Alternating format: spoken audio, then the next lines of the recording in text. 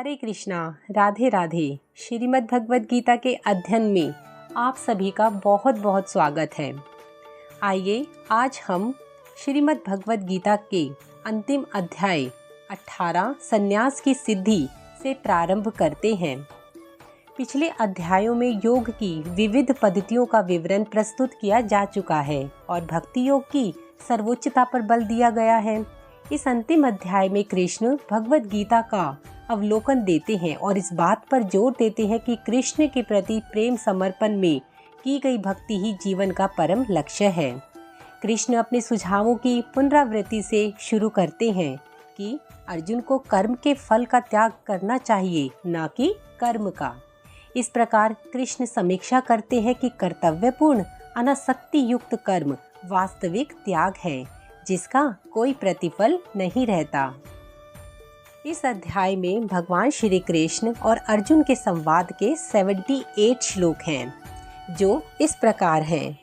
अर्जुन ने कहा, हे कृष्ण, मैं त्याग का उद्देश्य जानने का इच्छुक हूँ। मैं त्याग में जीवन अर्थात संन्यास आश्रम का भी उद्देश्य जानना चाहता हूँ। भगवान श्री कृष्ण ने अर्जुन से कहा, भौतिक इच्छा पर आधारित कर्मों के परित्याग को विद्वान लोग संन्यास कहते हैं और समस्त कर्मों के फल त्याग को बुद्धिमान लोग त्याग कहते हैं। कर्म फल की आकांक्षा से किए गए कर्म का त्याग करना चाहिए, यही भगवद गीता का उपदेश है। लेकिन जिन कर्मों से उच्च आध्यात्मिक ज्ञान प्राप्त हो, उसका परित्याग नहीं करना चाहिए। अगले श्लोक में यह स्पष्ट हो जाएगा। वैदिक साहित्य में किसी विशेष उद्देश्य से यज्ञ संपन्न करने की अनेक विधियों का उल्लेख है। कुछ यज्ञ ऐसे हैं जो अच्छी संतान प्राप्त करने के लिए या स्वर्ग की प्राप्ति के लिए किए जाते हैं, लेकिन जो यज्ञ इच्छाओं के वशीभूत हो उनको बंद कर देना चाहिए। परंतु आध्यात्मिक ज्ञान में उन्नति या हृदय की शुद्धि के लिए किए जाने वाले यज्ञों का कभी भी परित्याग नहीं करना चाहिए।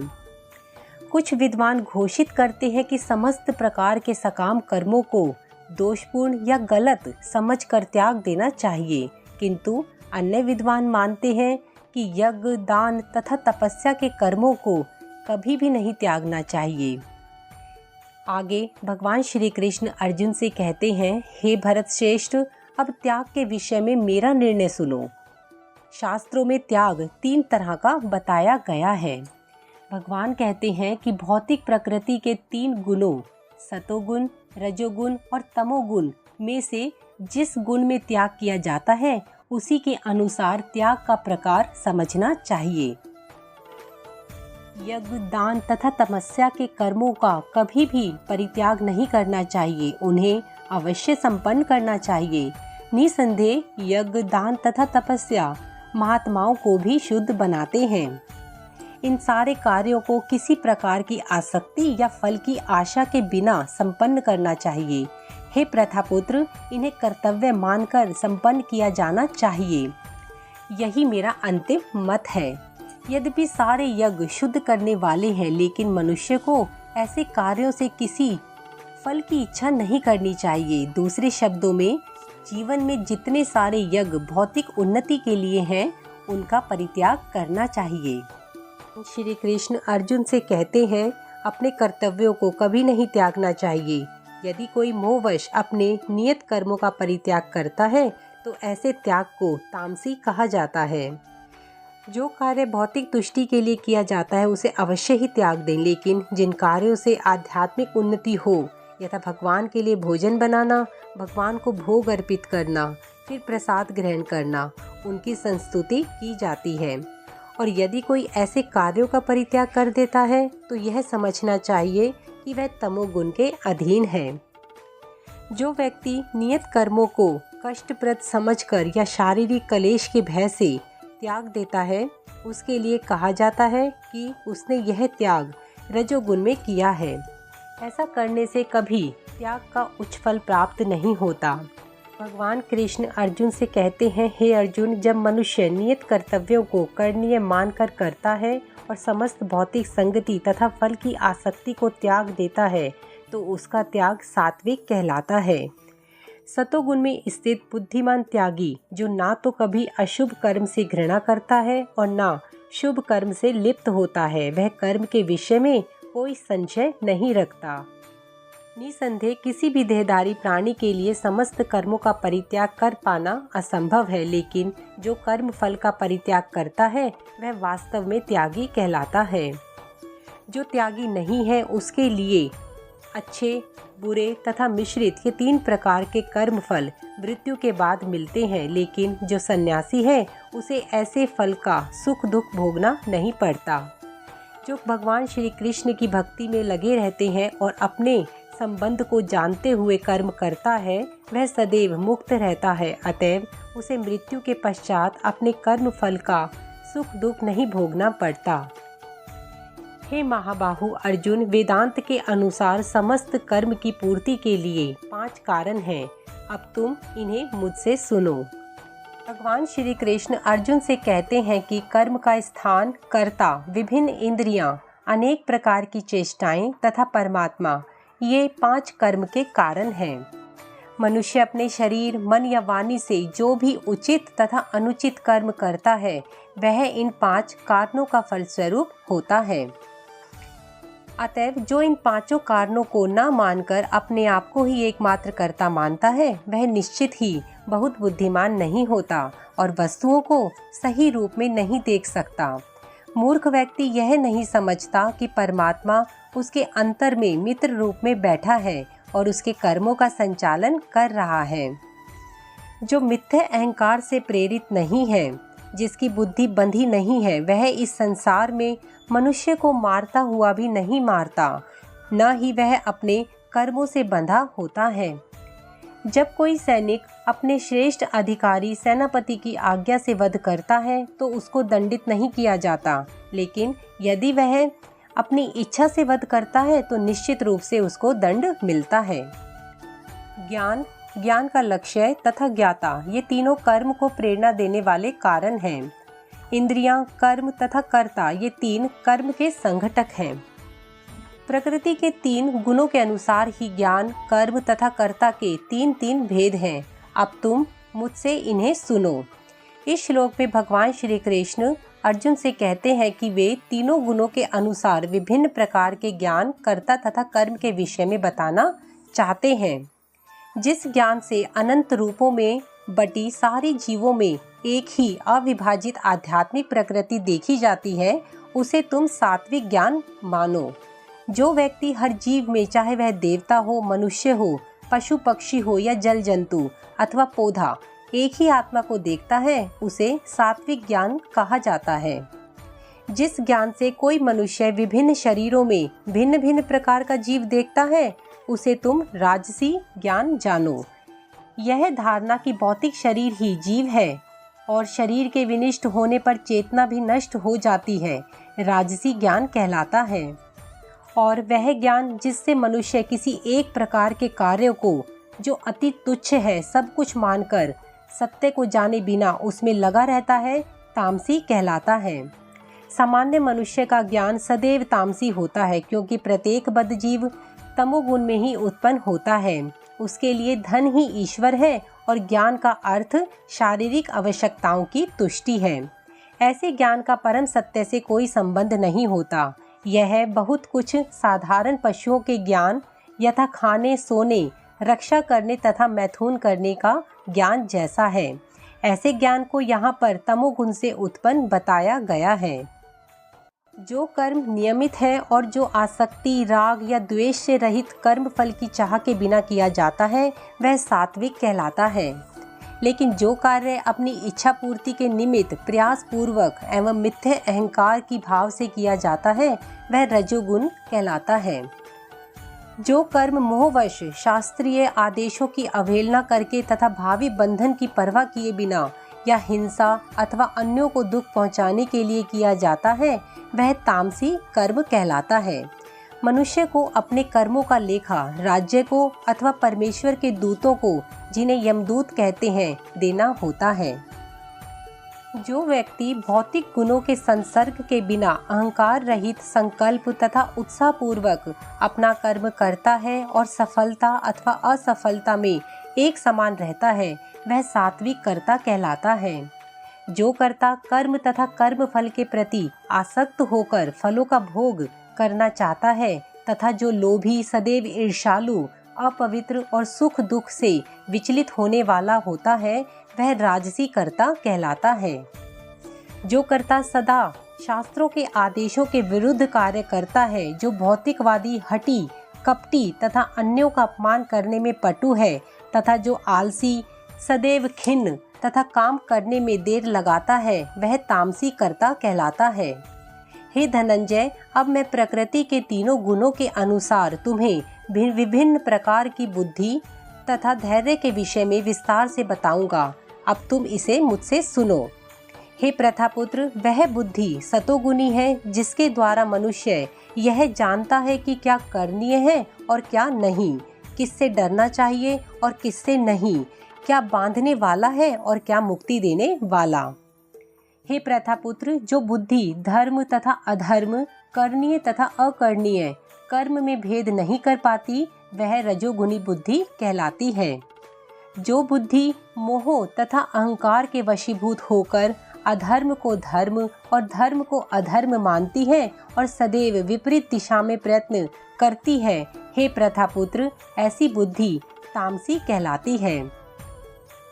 हे प्रथापुत्र, जो अटूट है, जिसे योगाभ्यास द्वारा अचल रहकर धारण किया जाता है और जो इस प्रकार मन, प्राण तथा इंद्रियों के कार्यकलापों को वश में रखती है वह धृति अर्थात संकल्प, सात्विक संकल्प कहलाता है। लेकिन हे अर्जुन, जिस संकल्प से मनुष्य धर्म, अर्थ तथा काम के फलों में लिप्त बना रहता है वह संकल्प राजसी कहलाता है। हे प्रथापुत्र, जो संकल्प स्वप्न, भय, शोक, विषाद तथा मोह के परे नहीं जाती ऐसी दुर्बुद्धि तामसी कहलाती है। हे भरत श्रेष्ठ, अब मुझसे 3 प्रकार के सुखों के विषय में सुनो जिनके द्वारा बद्धजीव भोग करता है, जिसके द्वारा कभी कभी दुखों का अंत हो जाता है। जो प्रारंभ में विष जैसा लगता है लेकिन अंत में अमृत के समान है और जो मनुष्यों में आत्म साक्षात्कार जगाता है वह सात्विक सुख कहलाता है। जो सुख इंद्रियों द्वारा उसके विषयों के संसर्ग से प्राप्त होता है और जो प्रारंभ में अमृत तुल्य तथा अंत में विष तुल्य लगता है वह रजोगुण सुख कहलाता है। तथा जो सुख आत्म साक्षात्कार के प्रति अंधा है, जो प्रारंभ से लेकर अंत तक मोह कारक है और जो निद्रा, आलस्य तथा मोह से उत्पन्न होता है वह तामसी कहलाता है।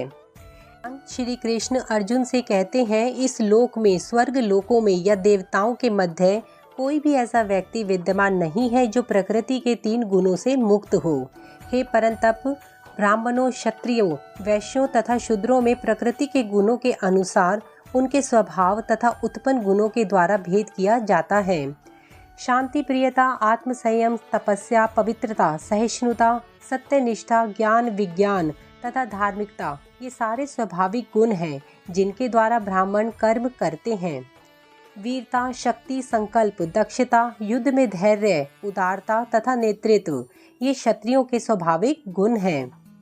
कृषि करना, गो रक्षा तथा व्यापार वैश्यों के स्वाभाविक कर्म है और शूद्रों का कर्म श्रम तथा अन्यों की सेवा करना है। अपने अपने कर्म के गुणों का पालन करते हुए प्रत्येक व्यक्ति सिद्ध हो सकता है। अब तुम मुझसे सुनो कि यह किस प्रकार किया जाता है। जो सभी प्राणियों का उद्गम है और सर्वव्यापी है, उस भगवान की उपासना करके मनुष्य अपना कार्य करते हुए पूर्णता प्राप्त कर सकता है। अपने वृत्तिपरक कार्यों को करना, चाहे वह कितना ही त्रुटिपूर्ण ढंग से क्यों न किया जाता हो, अन्य किसी के कार्य को स्वीकार करने और अच्छी प्रकार से करने की अपेक्षा अधिक श्रेष्ठ है। अपने स्वभाव के अनुसार निर्दिष्ट कर्म कभी भी पाप से प्रभावित नहीं होते। प्रत्येक व्यापार किसी न किसी दोष से ढका हुआ होता है, जिस प्रकार अग्नि धुएं से ढकी रहती है। अतएव हे कुंती पुत्र, मनुष्य को चाहिए कि स्वभाव से उत्पन्न कर्म को, भले ही वह दोषपूर्ण क्यों न हो, कभी नहीं त्यागे। जो आत्मसंयमी तथा अनासक्त है एवं जो समस्त भौतिक भोगों की परवाह नहीं करता, वह संन्यास के अभ्यास द्वारा भगवान श्री कृष्ण अर्जुन से कहते हैं, यदि तुम मेरे निर्देशानुसार कर्म नहीं करते हो और युद्ध नहीं करते हो तो तुम कुमार्ग पर जाओगे। तुम्हें अपने स्वभाववश युद्ध में लगना होगा। इस समय तुम मोहवश मेरे निर्देशानुसार कर्म करने से मना कर रहे हो, लेकिन हे कुंती पुत्र, तुम अपने ही स्वभाव से उत्पन्न कर्म द्वारा बाध्य होकर वही सब करोगे। हे अर्जुन, परमेश्वर प्रत्येक जीव के हृदय में स्थित है और भौतिक शक्ति से निर्मित यंत्र में सवार की भांति बैठे समस्त जीवों को अपनी माया से घुमा रहे हैं। हे भारत, सब प्रकार से उसी की शरण में जाओ। उसकी कृपा से तुम परम शांति को तथा परम नित्य धाम को प्राप्त करोगे। इस प्रकार मैंने तुम्हें गुप्त ज्ञान बतला दिया। इस पर पूरी तरह से मनन करो और तब जो चाहो सो करो। चूँकि तुम मेरे अत्यंत प्रिय मित्र हो, अतएव मैं तुम्हें अपना परम आदेश, जो सर्वाधिक गुप्त है, बता रहा हूँ। इसे अपने हित के लिए सुनो। सदैव मेरा चिंतन करो, मेरे भक्त बनो, मेरी पूजा करो, मुझे नमस्कार करो। इस प्रकार तुम निश्चित रूप से मेरे पास आओगे। मैं तुम्हें वचन देता हूँ, क्योंकि तुम मेरे परम मित्र हो। समस्त प्रकार के धर्मों का परित्याग करो, मेरी शरण में। भगवान श्री कृष्ण अर्जुन से कहते हैं, मैं घोषित करता हूँ कि जो हमारे इस पवित्र संवाद का अध्ययन करता है और अपनी बुद्धि से मेरी पूजा करता है और जो श्रद्धा समेत तथा द्वेष रहित होकर इसे सुनता है, वह सारे पापों से मुक्त हो जाता है और उन शुभ लोकों को प्राप्त होता है जहाँ पुण्य आत्माएं निवास करती हैं। हे प्रथापुत्र, हे धनंजय, क्या तुमने इसे एकाग्रचित्त होकर सुना और क्या अब तुम्हारा अज्ञान तथा मोह दूर हो गया? अर्जुन ने कहा, हे कृष्ण, अब मेरा मोह दूर हो गया है। आपके अनुग्रह से मुझे मेरी स्मरण शक्ति वापस मिल गई है। अब मैं संशय रहित तथा दृढ़ हूँ और आपके आदेशानुसार कर्म करने के लिए उद्यत हूँ।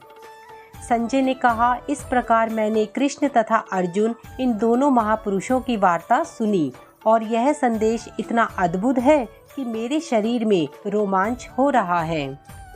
व्यास की कृपा से मैंने यह परम गुप्त बातें साक्षात योगेश्वर कृष्ण के मुख से अर्जुन के प्रति कही जाती हुई सुनी। हे राजन, जब मैं कृष्ण तथा अर्जुन के मध्य हुई इस आश्चर्यजनक तथा पवित्र वार्ता का बारंबार स्मरण करता हूँ तो प्रतिक्षण हर्षित हो उठता हूँ। हे राजन, भगवान कृष्ण के अद्भुत रूप को याद करते ही मैं अधिक आश्चर्यचकित होता हूँ और पुनः पुनः हर्षित होता हूँ। जहाँ योगेश्वर कृष्ण है और जहाँ परम धनुर्धर अर्जुन है, वहीं ऐश्वर्य, विजय, अलौकिक शक्ति तथा नीति भी निश्चित रूप से रहती है, ऐसा मेरा मत है। भगवत गीता का शुभ आरंभ धृतराष्ट्र की जिज्ञासा से हुआ। वह भीष्म, द्रोण तथा कर्ण जैसे महारथियों की सहायता से अपने पुत्रों की विजय के प्रति आश्वासन था। उसे आशा थी कि विजय उसके पक्ष में होगी, लेकिन युद्ध क्षेत्र के दृश्य का वर्णन करने के बाद संजय ने राजा से कहा, आप अपनी विजय की बात सोच रहे हैं, लेकिन मेरा मत है कि जहाँ कृष्ण तथा अर्जुन उपस्थित हैं, वहीं संपूर्ण श्री होगी। उसने प्रत्यक्ष पुष्टि की कि धृतराष्ट्र को अपने पक्ष की विजय की आशा नहीं रखनी चाहिए। विजय तो अर्जुन के पक्ष की निश्चित है, क्योंकि उसमें भगवान श्री कृष्ण हैं। इस प्रकार श्रीमद् भगवद गीता के 18वें अध्याय संन्यास की सिद्धि का भक्ति वेदांत तात्पर्य पूर्ण हुआ। हरे कृष्णा। श्रीमद् भगवद गीता के आगे के सारे अध्यायों को आप मेरी पहले की वीडियो में जाकर सुन सकते हैं।